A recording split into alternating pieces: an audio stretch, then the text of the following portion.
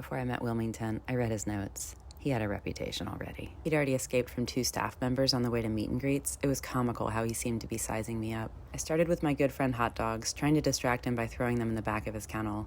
He was like, "What else you got?" I switched to a mix of treats that would make noise as they scattered. He was like, "Yeah, nice try." I knew I was going to have to open the door a crack and try to slip this lead over his head. I knew it was going to be chaos, and it was. As expected, he bolted out the door with only the lead part on his neck. I still had to get him back in the kennel so I could fully get the harness wrapped around him. We fought about it for a few minutes, but suddenly there he was, ready to go. Like, okay, that was easy. It was also no surprise that the world was his oyster. This direction, that direction, everything was so exciting. Total kid in a candy store. He did start to burn off some steam, and he wasn't pulling quite as much. You could also get his attention, which is a great sign, and he knows sit already. He takes treats gently too, but as soon as he sees something he wants, he is pulling so hard in that direction. And he'll bite the leash, which is so annoying and not a good habit. But once he was off leash in the play yard, he mellowed out considerably. I tried to engage him in play, and he was like a 4 out of 10 interested. Mostly, honestly, he just wanted to sniff around, and I respect that. Most of these dogs are lucky to get out once a day. They spend more than 24 hours in their kennel. They get no stimulation.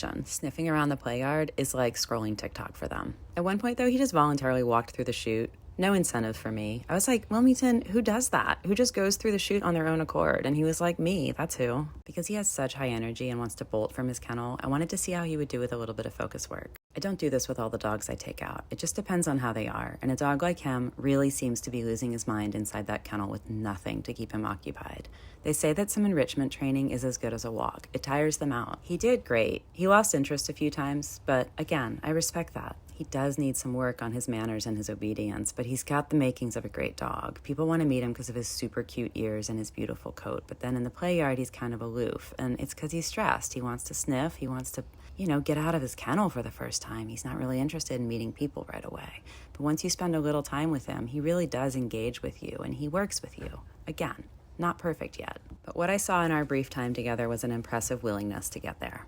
Back in his kennel, I had to figure out how to exit without him escaping. And silly me thought maybe I could get him to go out, close the guillotine after him, voila. But he saw the trick I had up my sleeve and he was ready to wait me out. We spent a good 20 minutes in a power struggle. I thought at one point I could slip the lead over his neck the way I came in and then just slip it off as the door was closing, but he wasn't having that either. Finally, I heard a volunteer come in and I said, "Hey, can you go on the other side outside and try to get him to come out?" Again, he wasn't going to do that either. So what did I do? I crawled through the hole myself, naturally. Of course, he had to have one last hurrah and he grabbed my lead so I couldn't leave. This is all one big game for him. Problem is, he's running out of time. The shelter is no place for games, unfortunately. This boy needs a serious foster or adopter who can work him through some training and get him to be the best version of himself that I know he can be.